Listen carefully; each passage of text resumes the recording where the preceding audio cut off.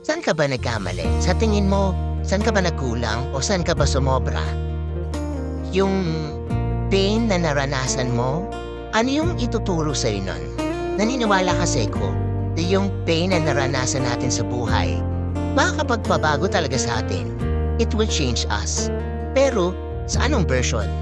Magbabago ka ba sa version na ikalulungkot mo, ikasisira mo? O sa version na bubuo at gagamot sa? Kasi minsan kapag naramdaman natin yung pain, lalo nating dinidiin yung sarili natin dun sa lungkot. Tayo mismo yung lalo pang nagpapalala ng kalungkutan sa sarili natin. We have to fight every day.